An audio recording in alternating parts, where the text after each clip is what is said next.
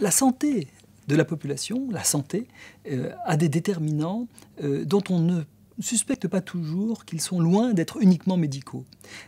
L'un des plus grands déterminants de la santé, c'est la richesse, la pauvreté. Si vous êtes pauvre, vous avez des facteurs de risque pour presque toutes les maladies.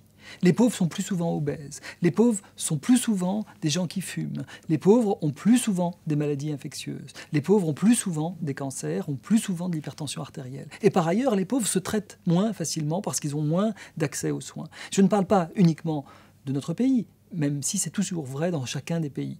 Mais vous pouvez imaginer que plus vous êtes dans des pays où les inégalités sont importantes, les inégalités sociales, et plus vous allez avoir des disparités de santé importantes. Donc la question de la réduction de la pauvreté est absolument au centre de la prévention contre les nouvelles maladies. Si vous me dites comment faire pour éviter qu'il y ait trop de conséquences des maladies, comment faire pour améliorer la santé de la population, eh bien, certains ont proposé d'augmenter simplement le niveau de richesse de la population. D'autres disent le niveau d'éducation. Le niveau d'éducation est extrêmement important. Certains ont regardé, avec des études épidémiologiques comparatives, le fait d'avoir un master, un niveau de master à l'université est plus efficace que la plupart des traitements contre le diabète, une des maladies qui font qu'on a un peu trop de sucre dans le sang.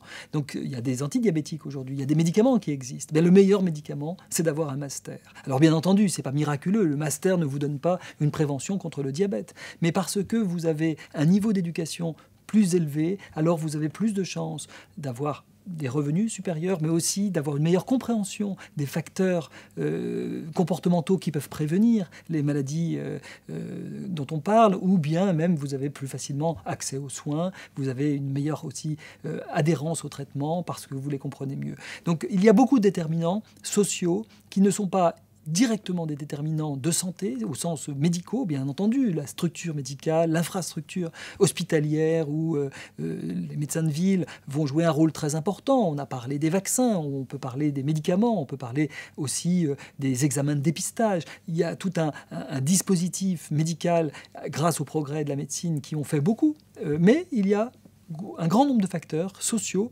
environnementaux, le fait d'avoir des routes goudronnées et de pouvoir se déplacer rapidement et de pouvoir aller rapidement à son lieu de travail est quelque chose qui est extrêmement important. Les conditions socio-professionnelles sont très importantes.